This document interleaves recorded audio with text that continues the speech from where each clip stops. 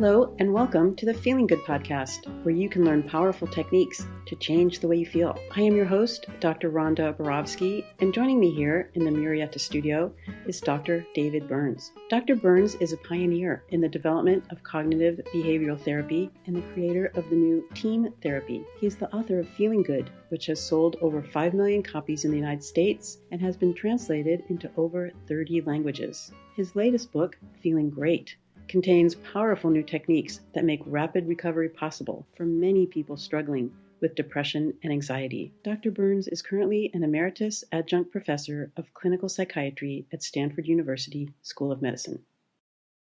Hello, Rhonda, and welcome back, Rhonda. Hello, David, and welcome to all of our incredible listeners around the country, around the world, throughout the galaxy. You're listening to the Feeling Good podcast, and this is episode 461.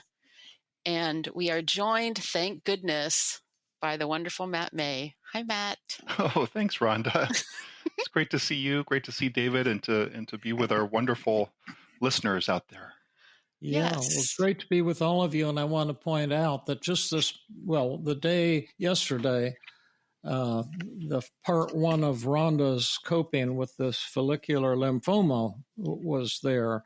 And then the following week, next week, which was some time ago, in this current frame of reference, was part two.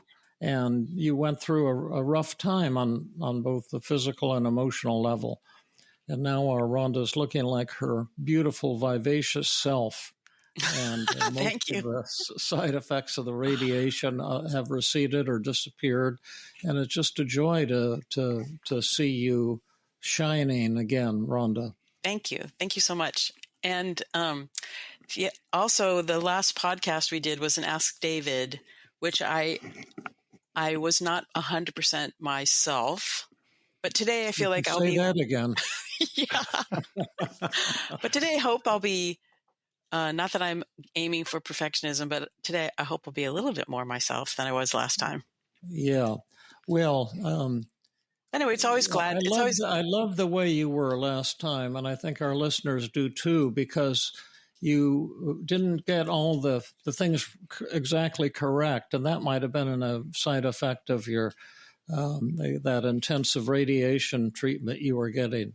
But at the same time, I thought there was a lot of value in it, because I've been noticing more and more even with the therapists in our training groups, that there's a lot of basic concepts that they're just not grasping. And we make things look pretty simple with team, but some of the concepts are like acceptance are really difficult for people to get, and the disarming technique and explain the distortions. Yeah. And so I think it's good to put that out there, that we love the team CBT approach, and a few brilliant and charming people like Matt May and Jill Levitt can get it, but most people struggle with it. And I think it's good to get that out there on the table so people know what to expect. And my current thinking is maybe for some therapists, this isn't a good approach to try to learn, because if you can't get some of the basic concepts, it's kind of a nonlinear approach. It's definitely nonlinear. And so it's not a step-by-step cookbook type of thing. Jill and I are doing a workshop on exposure, and I'm sure there's a lot of subtleties to exposure, but for the most part, it's just a step-by-step thing. And there's some things to know about it, but there's not some things that are really difficult to understand. But there's a lot of things in team that are difficult to understand. And I thought the podcast was good to show that, to bring that out. And you were gracious, as you always are, Rhonda. Oh, thanks. Well, honestly, I edited out all the incredibly stupid things that I said, and then there was almost nothing left. So then I decided, oh, forget it. So I threw away the one that I heavily. If you edit that stuff out, my show notes won't make sense. Right. So then I threw that out, and we're just like, oh, whatever. Cool. I throw it to Well, the I'll be wind. interested to see if you can get some responses from our viewers on that. Well, that was the post. That was pre or post? That was right after the radiation, where I wasn't receiving the treatment anymore, but the radiation was still surging through my DNA.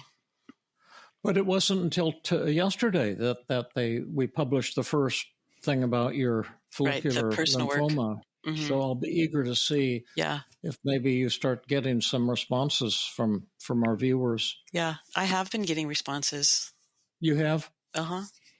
That people have been very gracious and said that they were very touched and it was very moving, and how lucky I am that I got to work with you two, and how gracious you were, and how sad people feel, and sending lots of love and healing energy. Oh, great. Yeah. Wonderful. I felt really grateful to do that work with you, Rhonda. Really? Yeah. It was, I think, my favorite podcast in a long time. Oh, wow. Really? That's cool. That's really neat. And I felt so honored and grateful to both of you. Yeah. Thank you. We're all one, and that's, when we work together, we become much more one than normally when we're going about our daily business, going to the grocery store and getting whatever we're going to get at the grocery store. Yeah. Then we're not one when we're doing that. We're several. Yeah, that's right. Well, the Buddha wrote about that extensively. About his trips to the grocery store. Yeah. The meditation while buying groceries is the name of the book he wrote. Uh-huh. Well, let's dive into our questions, shall we? Yeah, let's do. So Chris asked about positive reframing and the magic dial. And he wrote, "Hi, David. I'm currently on my third reread of your book, Feeling Great. And I want to thank you for the positive changes and progress I've experienced in my life as a result of the techniques and information present in the book.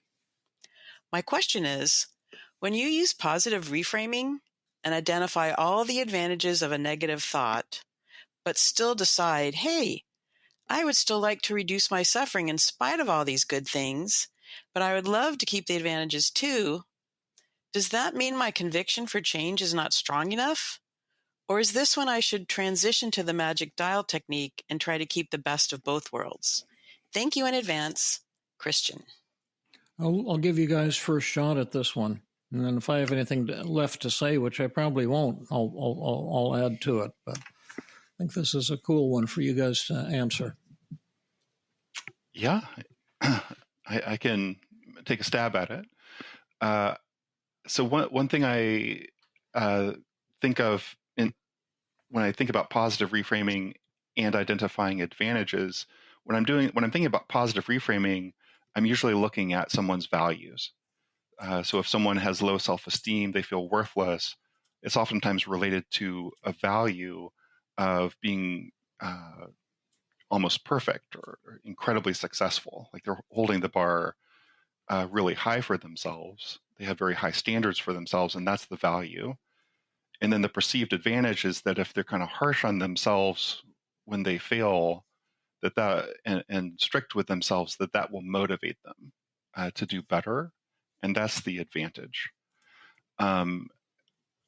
So for the values, I don't try to talk back to the values at all.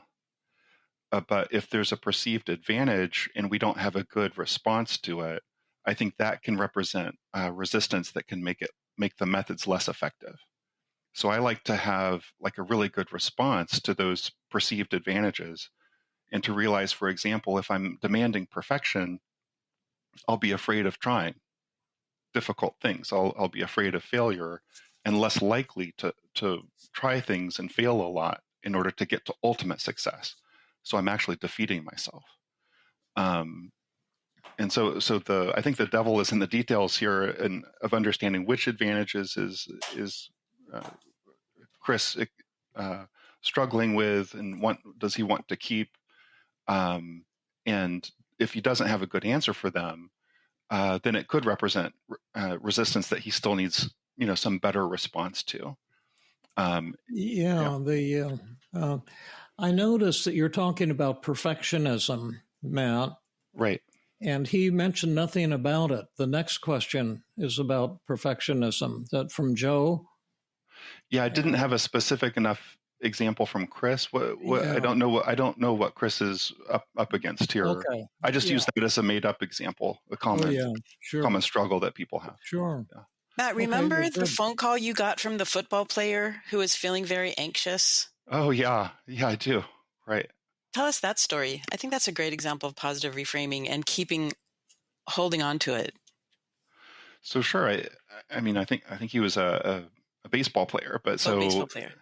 Yeah, so he would. We disguised him as a baseball player to protect his identity. Oh, right.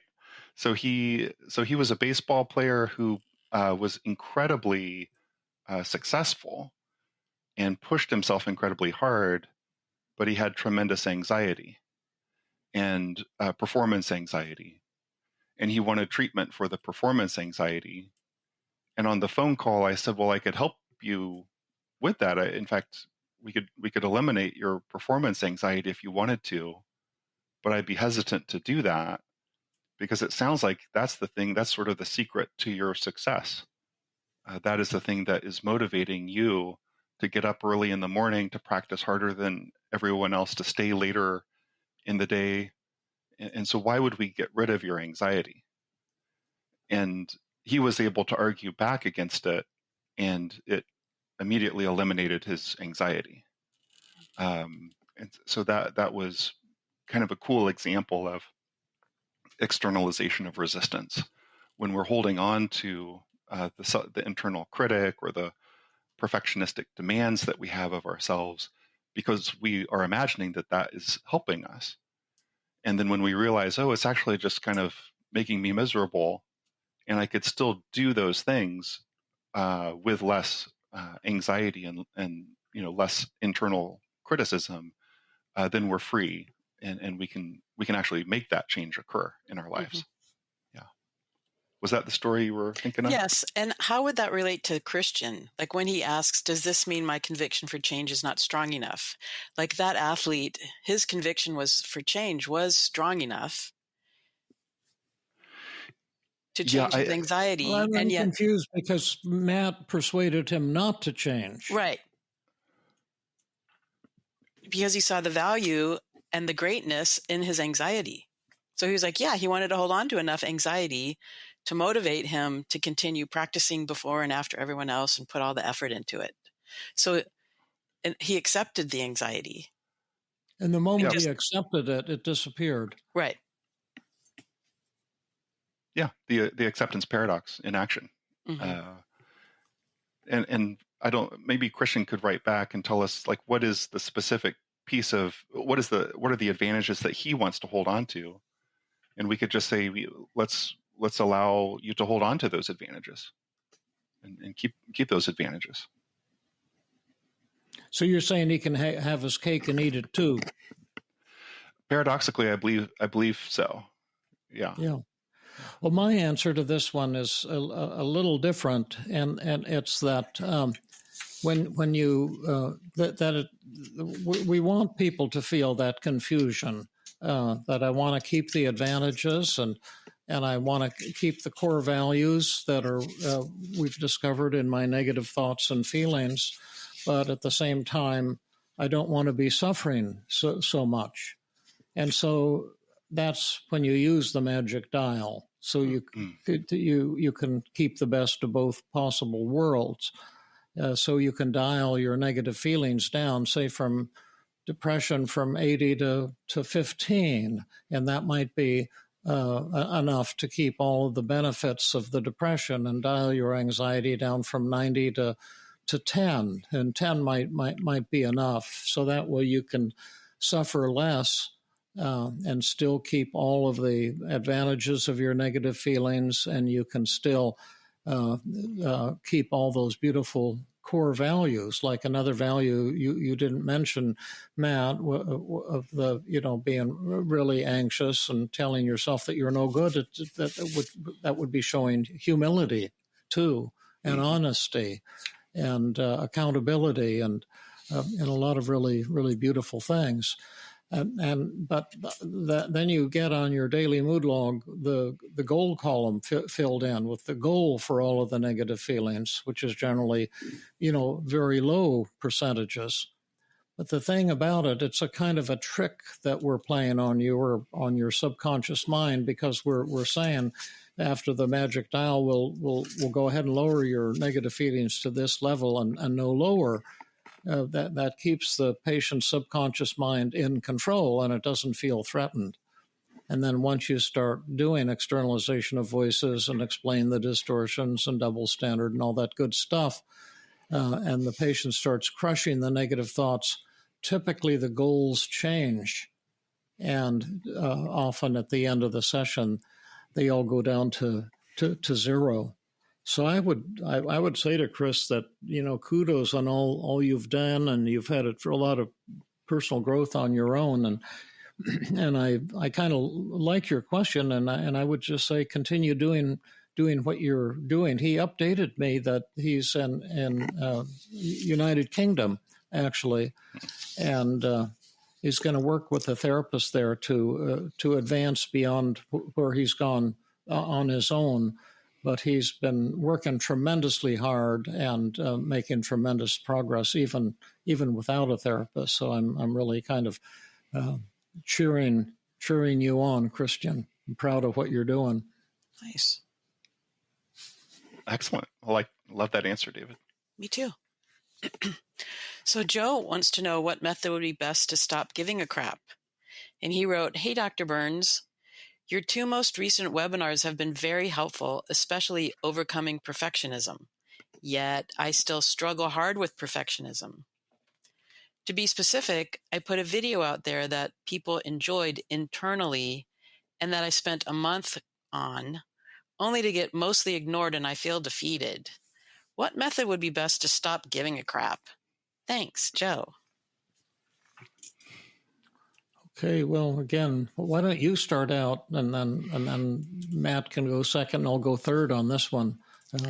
Okay. But I'm particularly curious about what's the best way to stop giving a crap, because I was recently very constipated, and so I've gained a super appreciation for giving a good crap. But at any rate, all kidding aside, let's see what would you say about this one, Rhonda? Well, I don't want to impose my thoughts or my agenda onto him, but I don't understand what that means, stop giving a crap. And so I would want to see. I could explain it for you. Okay. He's very upset because people, he apparently made a video for YouTube or something like that, and it was mostly ignored, and so he feels defeated and upset, and he's asking, how can I overcome my fears of failure or criticism, and stop trying to be so perfect all the time? Well, I want him to be specific about what was the upsetting moment. Was it when he looked on YouTube and saw that not many people had looked at his video? And then identify the feelings that are coming up for him. Like you said, defeated. I'm imagining he's feeling disappointed and upset and hurt and maybe even angry. And then identify what the thoughts are that are driving those feelings. Like, I'm not good enough, or I'm not talented, or I'm a failure. And then just really going through the entire team model. What is great about him? What are his values? What are the advantages of having these feelings and those thoughts, and moving forward to identifying and describing the distortions and getting to a place where he can challenge the thoughts that lead to those feelings. Did you include the step of positive reframing just now, Rhonda? Yes, where he's looking at what the feelings and the thoughts show about him that's really awesome and beautiful, or that speak to his values, like Matt said, or that give him an advantage. Yeah. Well, I thought that was really lucid and beautifully stated. And then finish off what you were doing. Then you'd have 6 or 8 negative thoughts on your daily mood log. And then at that point, choose the one you want to work on first and put it in a recovery circle and choose 10 or 15 methods for challenging that thought. Right. And that's how we proceed. But he's looking for one method, like some trick we're supposed to give him for overcoming perfectionism. And we don't work like that. We work just the way you said, Rhonda, by working systematically, treating a human being, because everyone's negative thoughts will be different, and the methods that work for each person will be different and unique for that person. I've been giving a lot of interviews in China recently because my book, Feeling Good or Feeling Great, came out on their Mental Health Awareness Day. And I'm loving doing interviews there. That they're so hungry to learn anything, because I think anything on mental health is relatively new in China, and it's so neat to see people hungry to learn even basic things like the difference between depression and anxiety. But they mentioned one of the influential Chinese person, some scholar or presumed famous expert, was saying if you're depressed, that he was giving tips that you should give. Like one tip was to go out and be with nature and appreciate nature. And another tip, if you're depressed, is to spend time with friends and loving relationships. And they asked me what tips I would have. And I just said, I'm not a tips guy. I'm vehemently opposed to tips. My tip is don't ever listen to tip people and don't give any tips, because all I can do is quickly cure people. And we do it by treating the human being systematically rather than throwing out tips. And I pointed out that 2,500 years ago, the Buddha, one of his most famous sayings that's quoted all the time in Buddhism is, all tips suck, ignore them. And I don't know if they appreciated that or not, but they've been really nice, the Chinese people. But at any rate, yeah, we don't do tips, Joe. We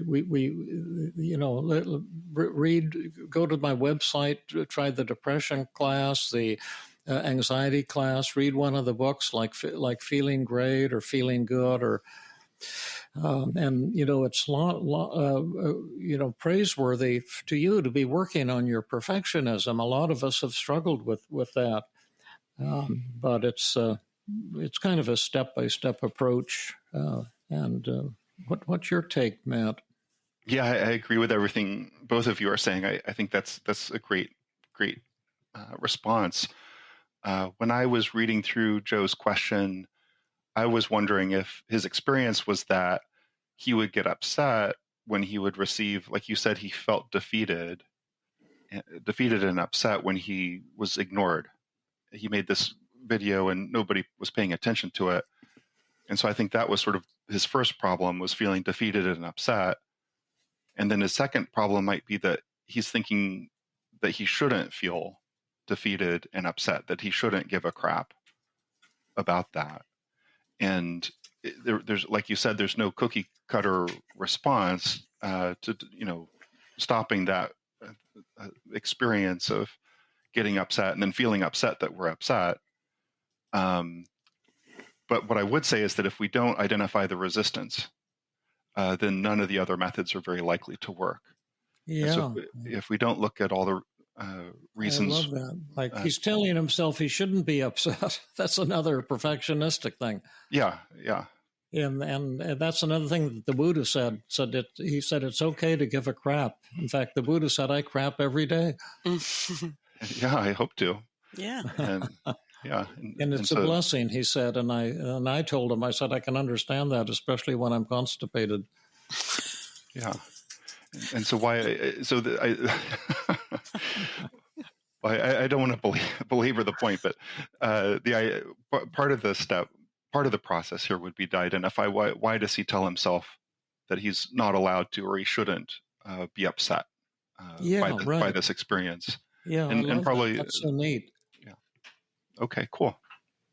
Yeah, Hope that's helpful to Joe. Yeah, I hadn't thought of that angle, but it's really beautiful. I learned that from you, David.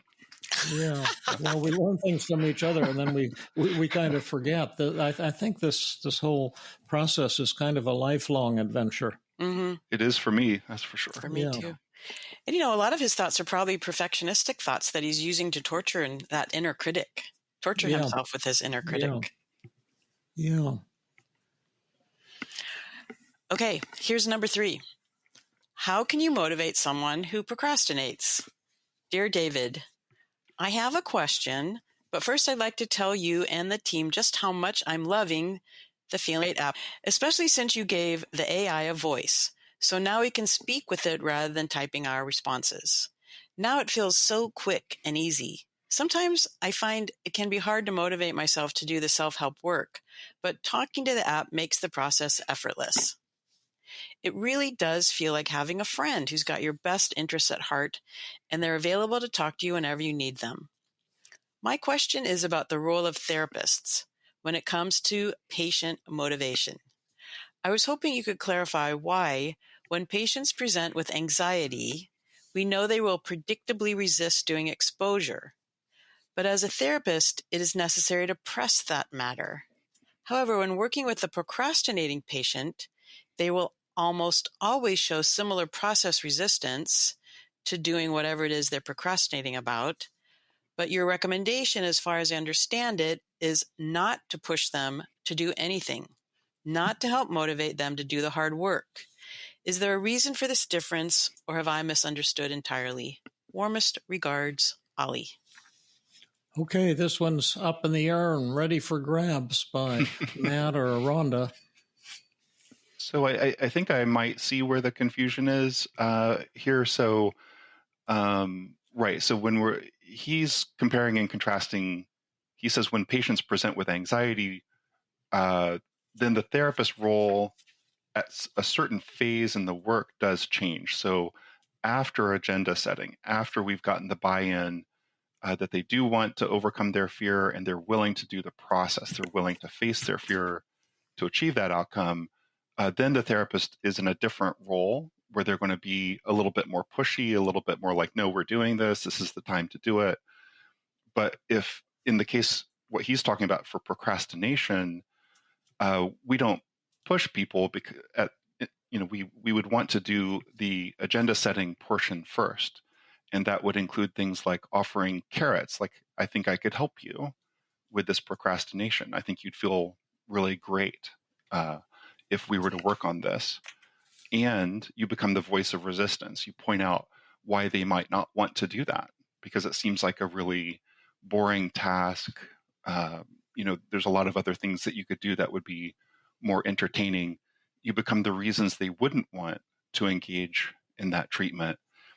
And then you have open hands. You let go and create space for them to fill in and come to you. So you have this idea of open hands where you can receive and work with them if they're convincing you and themselves to do that. Or you can let go and we could work on something else. We don't have to work on procrastination. Maybe there's something else that they'd rather work on first. But after the agenda setting step, we want to hold people accountable. So I think it's also reinforcing the idea that team has multiple different phases to it: empathy, then agenda setting. And then when we get into the methods, then our role may change a bit in terms of how we interact with the client. How does that sound to you, David? Does that make sense? Well, that sounds pretty good too. You want me to add my own approach to procrastination? Of course, yeah. For years, I tried to figure out how to motivate procrastinators, and I developed the anti-procrastination sheet, and Tim Beck developed the TikTok technique, and all these things. And I would say they failed 100% of the time. And now when I'm working with someone with procrastination, they say, can you help? I say, oh, absolutely, I can. Now tell me what kind of help you'd be looking for. And they will always say, I need help with motivation. I'm just not motivated to get started on my dissertation or whatever it is. They're, cleaning my office or whatever, filing my paperwork. And then I say, well, we're not, I don't offer motivation. You're not entitled to motivation if you're a procrastinator. Getting started comes first, and motivation comes when you're halfway through the task. Now, if you want to get started, I can help you get started. And then if they are interested in that, then, I have a way of doing that works really effectively. And, when they say, well, I say, do you need help getting started? And then they might say something like, well, yeah, that would help. And I say, okay, let's, what are you procrastinating in? They might say, oh, well, I haven't cleaned, this is my issue. I haven't cleaned up done my filing for 5 years in my office, and I've got stacks of paper 12 inches high all over the place in here. A lot of, like 15 of those stacks of paper. And then I would say, well, David, what is the first thing you'd have to do to get started? Well, I'd have to sit in my chair in front of the computer in my office and say, okay, write that down. Step 1, sit in my chair. Step 2, I would have to pick up one unfiled piece of paper and put it in a blank manila folder. That would be step 2. And step 3 would be to label the manila folder. And step 4 would be to put it on a pile of manila folders ready to file in the file cabinet. Those 5 things were the first 5 things. And then I would say, and you have to list things that can be done each in 15 to 30 seconds. And that you can get the first 5 things done in 5 minutes. And then I say, now, David, you said you wanted some help, so I have to see what you want help with. Do you want help with sitting in your chair? Have you ever been able to do that in your office? Oh, yeah, I do that all the time. Oh, well, that's not what you want help with. Would you need help with reaching out and picking up an unfiled piece of paper with your hand? No, I could do that. Would you need help putting it in a blank file folder, manila file folder? No, I could do that. Would you need help labeling the file folder? No, that's easy. And could you put that on a stack of file folders that are ready to be put in the file cabinet? No, I could do that too. So it isn't clear to me, David, what you need help with in getting started. But what I would like to do, David, is have you tell me what day you'd like to be cured on of your procrastination. And then David might say, oh, tomorrow's a good day. And then I would say, no, David, that's just procrastination. It's impossible to cure procrastination tomorrow. I can only cure you today. Okay, cure me today then. Sure, David, I'll be glad to. What time would you like to get started? Oh, 6 tonight, 6 o'clock. And so, okay, I have a 5-minute rule, David. I want you to make a commitment, if you're willing, to work from 6 to 6:05 only, and then you're done. Would you agree to that? To just do those 5 things tonight from 6 to 6:05, and then if David agrees, just say, now, David, let's do the problem solution list. What problems are going to get in the way of you doing those 5 steps and cleaning up your office tonight? What are the things? So the person might say, oh, a friend might call and need help, or I might be hungry, or there might be a Warriors basketball game on TV, and I'll be telling myself, I need to watch that game. It's an important game. And they list the problems on the left-hand column, and then on the right-hand column say, now, what's the solution to if a friend would call? And then if the patient comes up with a solution, say, do you think that would work? And you can tell the friend, I'm tied up right now. I'll call you back in 5 minutes. Yeah, that would work. Okay, great. And then how about that you're going to be hungry and want to go upstairs and into the kitchen and get something to eat? Is there a solution to that? And if the patient says, no, I don't think I can solve that, then I would just say to the patient, well, it sounds like this is an insoluble problem. And, I can't think of how anyone who wants to get something to eat could not do that for 5 minutes either. So maybe this isn't a problem we should solve. Is there anything else I could help you with? Say, oh, no, I could just tell myself I'll eat after the 5 minutes. Oh, do you think that would work, David? Yeah. And so I make them come up with solutions to all of those, 5 things. And then I say, now, David, I want to know at 5 after 6 tonight, after you've done these 5 things, I want you to call my answering machine and leave 2 messages, mission accomplished or I stubbornly refused. Will you do that? And almost all patients say, yes, I'll do that. And if they say that, then they do it, and they follow through, and they call you, and now they're started. And typically what happens once they get on a roll, they stick with it. I say you can continue with the task if you want, but you don't get any more credit. You get 100% after 5 minutes. And generally they get started, and they get motivated, and then they start doing the thing. Maybe one patient out of 10 or 20 will say, no, I'm not going to call your answering machine and leave that message. That's stupid. And then I say to them, well, I'm glad you told me that, because that's a polite way of saying, doctor, I'm not interested. I plan to continue to procrastinate. And I say, God bless you. That's fine with me, but I'm withdrawing the assignment. And what else would you like to work on? So that's how I do it.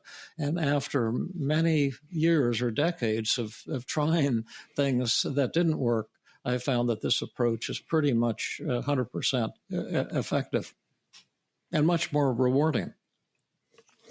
That's a fantastic response. I think it would be worth probably re-listening to that response several times if you're a therapist, and breaking down those different steps, what David was describing into several different steps.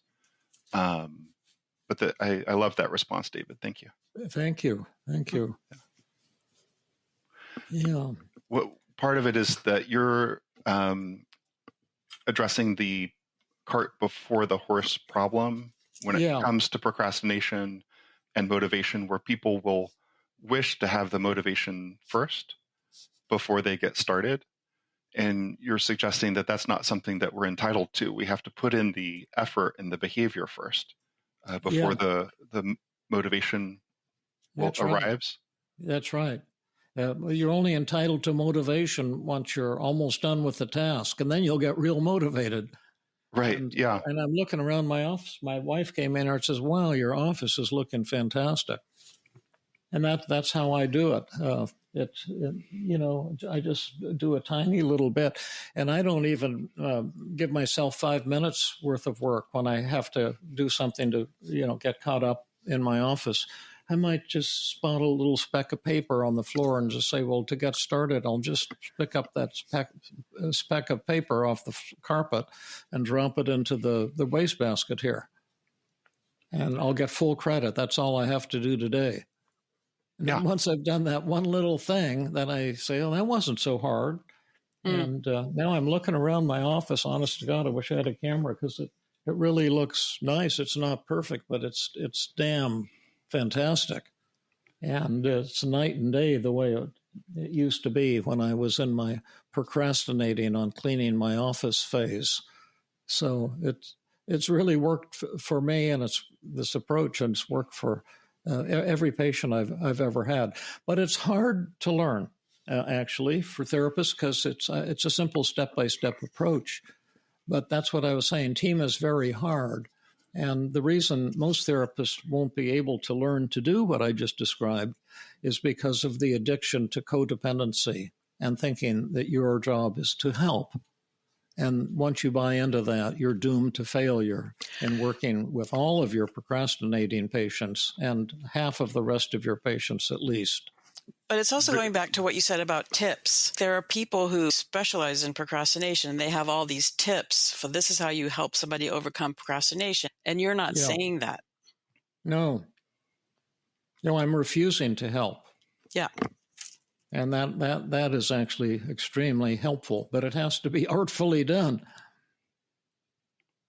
Yeah, one thing you've said, David, that I think is helpful to consider if you're a therapist is if you're imagining that you have the ability or the power to motivate someone else, that you're suffering under a delusion, that you're thinking that you have a power that you don't have, and it's therapeutic narcissism to believe that you have that ability to motivate someone else. Matt, Tony Robbins is a motivational speaker, and he's worth millions. Right. Doesn't he prove that you can motivate people? I mean, he gets audiences of 10,000 people together at a time and motivates them.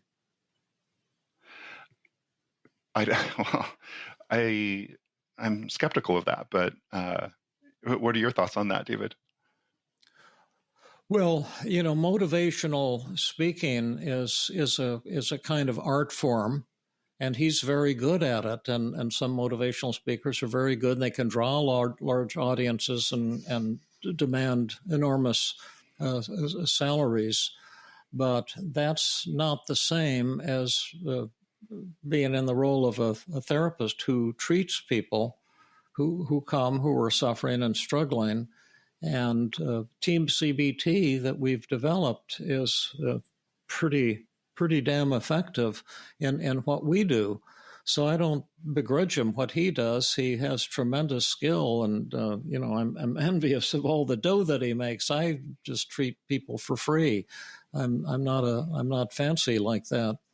But he puts on a very great performance. When I was growing up in Phoenix, all these ministers used to come to town, and they would have these big, tent rally somewhere, and they would be faith healing people and getting, huge contributions from the people who come. It's kind of a money making deal.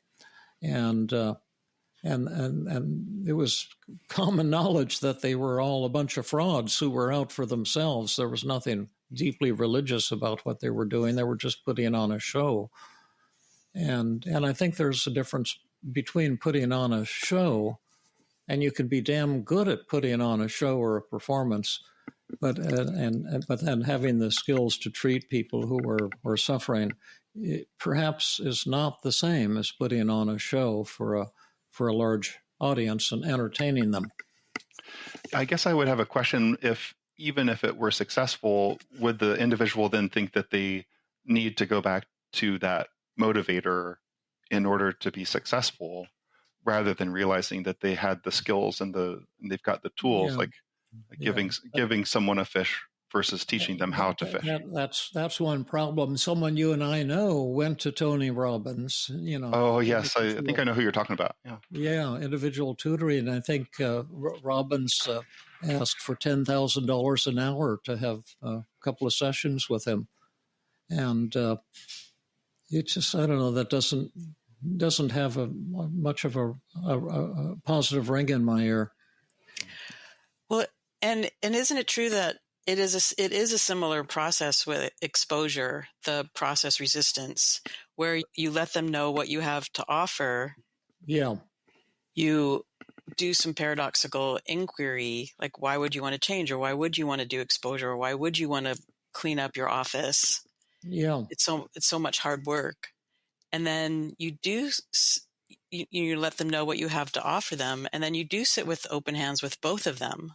You're not pushing someone to do exposure if they're resisting it. It's just like you're not pushing someone to do procrastination. Yeah, that's like the mission accomplished, or I stubbornly refuse. And if someone wants to do treatment for anxiety, we say, as you know so well, Rhonda, that I have a lot of wonderful tools to treat your anxiety. and like 20, 30, 40 tools at least, and you're going to love all of them except for one, and that's you're going to hate the exposure. And the exposure is not the sole treatment, but it's got to be a part of the treatment. And if you're willing to do the exposure, I think I can help you overcome your social anxiety and build a robust social life and professional life, and do some great work together. But I would have to know that you're willing to do the exposure, and it's going to be terrifying. And I might do it with you. Go out and talk to strangers and do shame attacking exercises, and a lot of things. And if you're willing to do those things, we've got a marriage made in heaven. And if you feel you want treatment without exposure, then I'm going to sit with open hands and say, I'm not the therapist you're looking for. Love that. Love that too. Yeah. The second, when you were describing your approach, David, the second thing that you were talking about was getting extremely specific and breaking down a large task into very small, doable pieces, and then asking Socratically, like, which one of those small steps did you need my help with?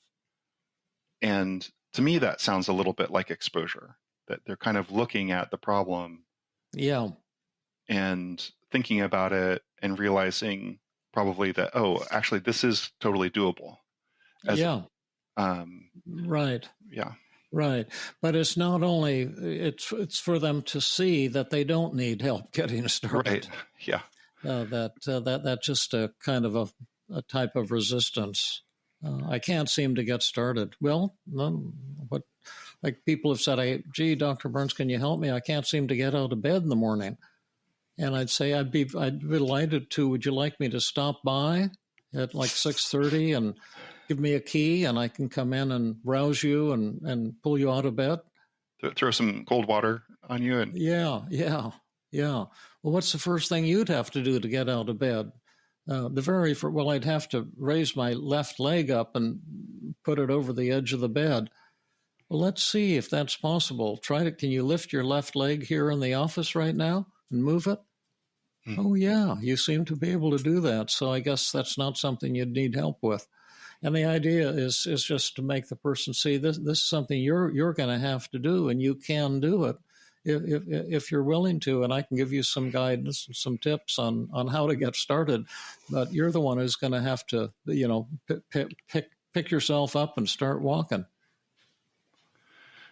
And then you ask for a very specific moment in time where they would want to start. Like, when would they want to be stirred? And ask them for that 5-minute commitment. Yeah. And then you also insert the accountability part where they have to reach out to you and say, mission accomplished. Yeah. Or I stubbornly refused. Yeah. But this sitting with open hands freaks out therapists because, and I may be too cynical on this, but if you make patients accountable, one of two things is going to happen. By sitting with open hands, saying, this is what you must do if you want to work with me. And they'll either fire you on the spot, in which case you lose income if you're in private practice, or they'll do what they're supposed to do, and then they'll get better and finish therapy really fast, and then you lose income. It's a terrible business model. Yeah, that's right. So maybe it's not so surprising that team is less popular than we all wish it was.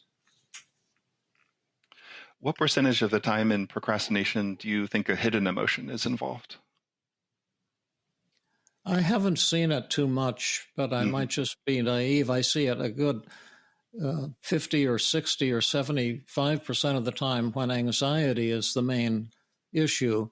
But in procrastination, I don't think there's much hiding of emotions. It would be conceivable if you're really pissed off at the person who's giving you the assignment that you're procrastinating on. And it could be the fact that you just don't want to do that thing or that type of thing.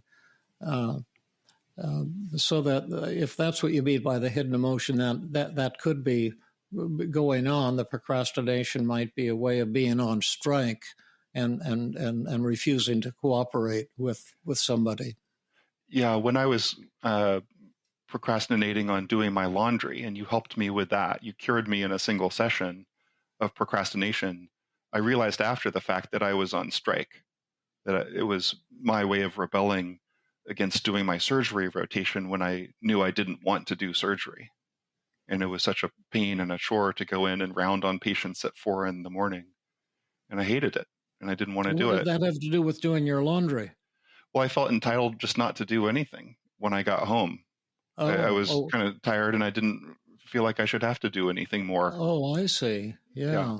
And I was not aware of how upset or angry I felt about it. You know what's awesome is that we have a surgeon in our Tuesday group. Mm-hmm.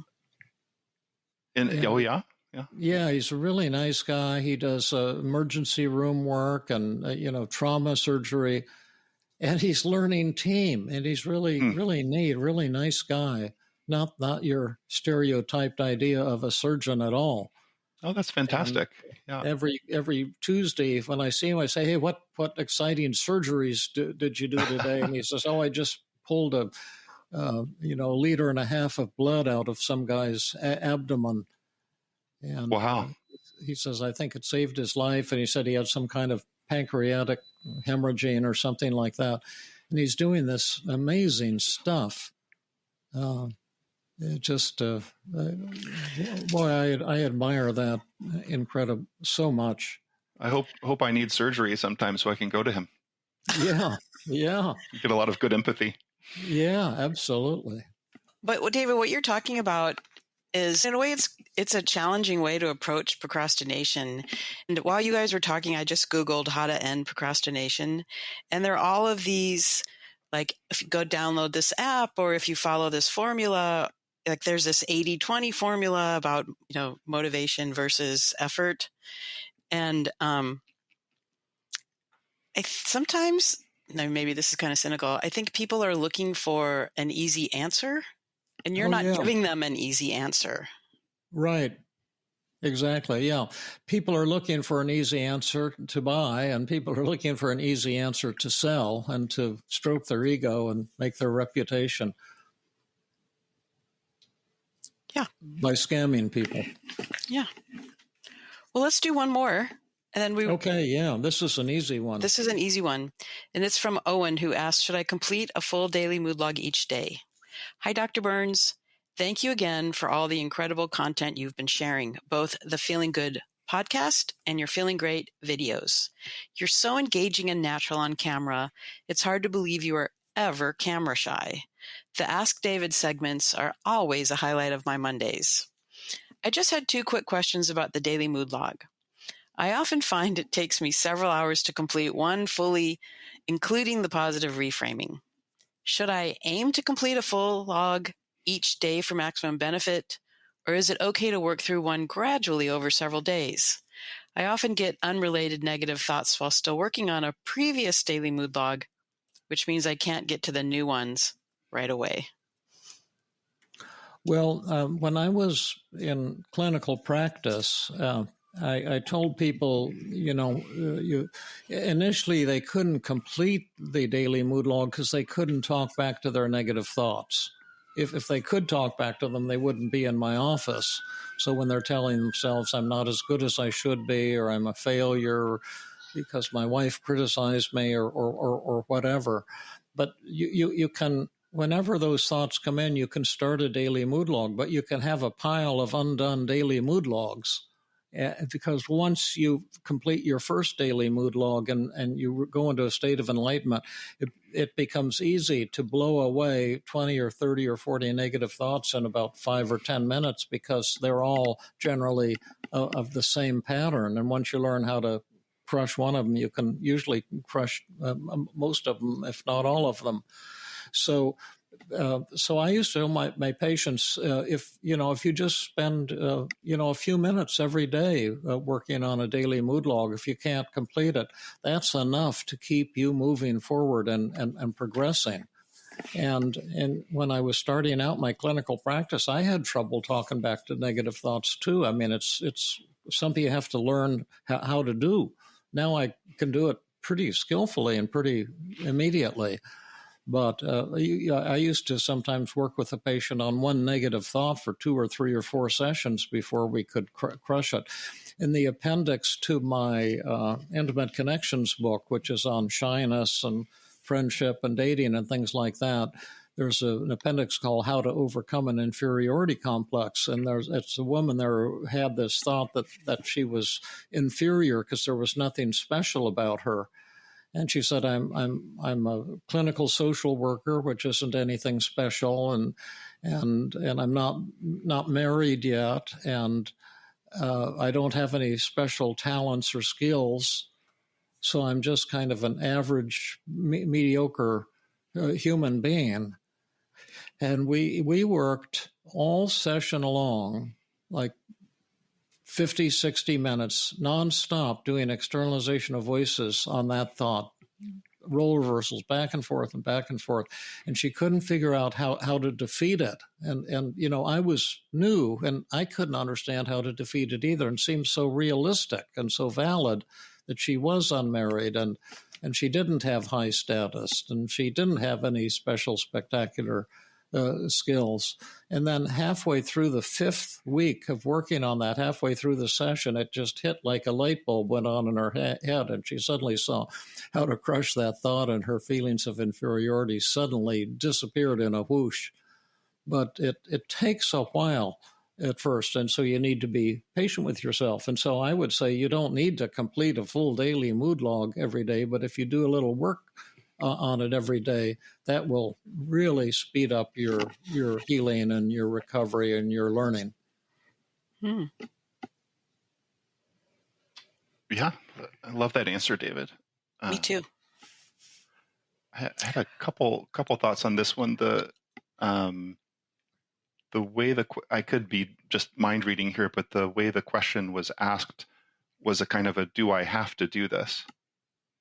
And I wondered if that could be there could be a thought there as well, like I have to do this daily mood log, or possibly I shouldn't have to do daily mood logs every day. And there's a big difference when it comes to motivation. If I'm telling you, would you like to have this piece of chocolate cake? We've got extra and it's delicious and moist. You'll feel one way about the chocolate cake, as opposed to if I say, I demand that you eat all of this chocolate cake right now. You must do that. You have to do that right now. And so it could be that there's a negative thought embedded in the question. And that might be worth putting on the daily mood log as well, to see if he's kind of pressuring himself and saying, I have to do this.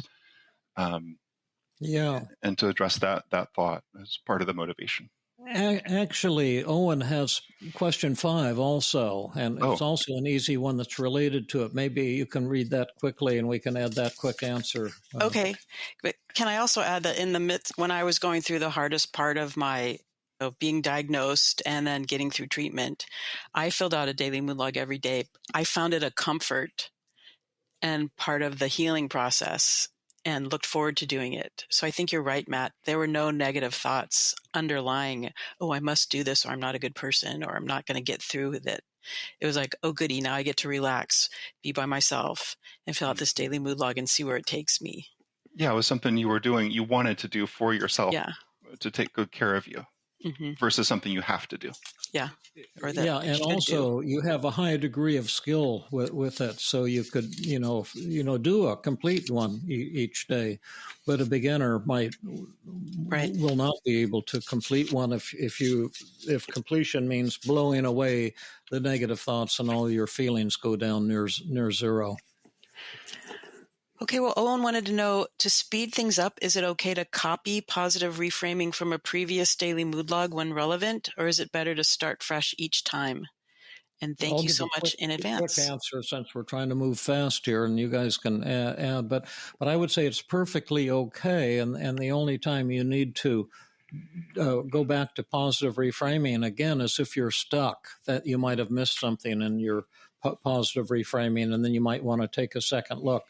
But generally, if you have a positive reframing that helped you on a previous daily mood log, generally these themes carry over from one daily mood log to the next. So I would say, just use the same one. Actually, you don't do positive reframing on the daily mood log. That's generally on a separate tool or form, and you may not even need to think about it, on a fresh daily mood log if you're able to move ahead and don't run into internal resistance to crushing a negative thought. You may be able to skip that after you've done a good job on it one time. You may not have to keep doing it over and over again.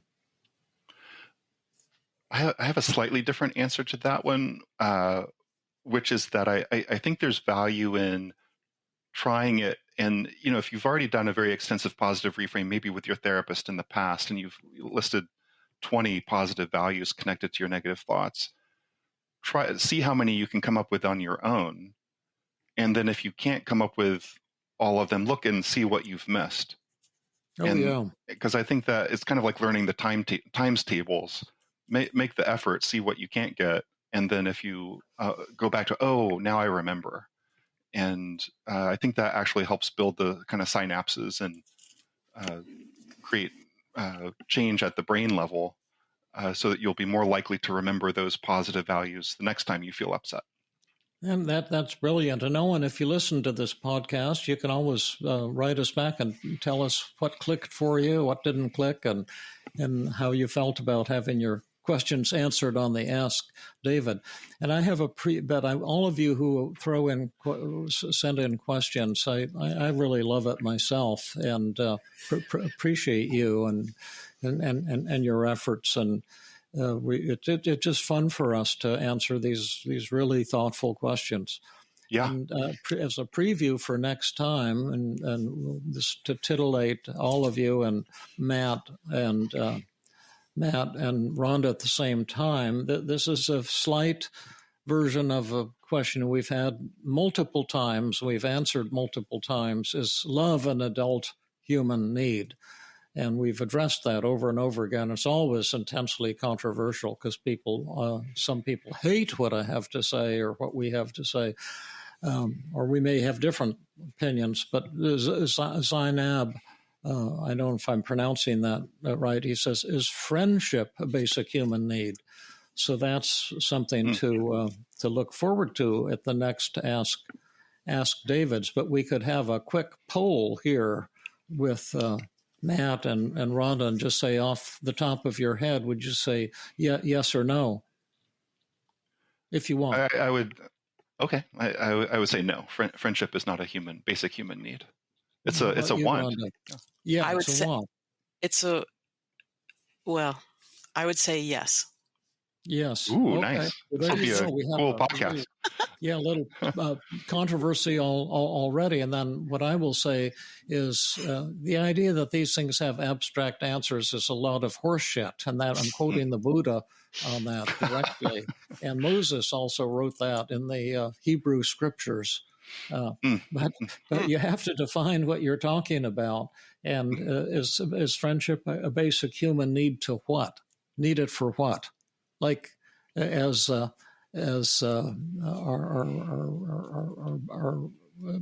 buddy who's expert on Buddhism once said that Fabrice, if you're driving to San Francisco, you need gas in your car. That's a need, but you don't need friendship. But at any rate, we'll go into this a little bit deeper next week. That's awesome, David. Thank you. Okay, thank you. I'm glad you did a preview. Yeah, we can do more previews if people want. Okay, well, thank you. Everybody. Love all of you. Love you, Matt. Love you, Rhonda. Rhonda, we're just so grateful at your return of not only your healthy body, but your beautiful spirit. Oh, thank you, David. Yeah, I feel the same way. Thank you. It's an honor to be here every week. Thank you so much. This has been another episode of the Feeling Good podcast. For more information, visit Dr. Burns' website at feelinggood.com, where you will find the show notes under the podcast page. You will also find archives of previous episodes and many resources for therapists and non-therapists. We welcome your comments and questions. If you want to support the show, please share the podcast with people who might benefit from it. You could also go to iTunes and leave a 5-star rating. I am your host, Rhonda Borowski, the director of the Feeling Great Therapy Center. We hope you enjoyed this episode. I invite you to join us next time for another episode of the Feeling Good Podcast.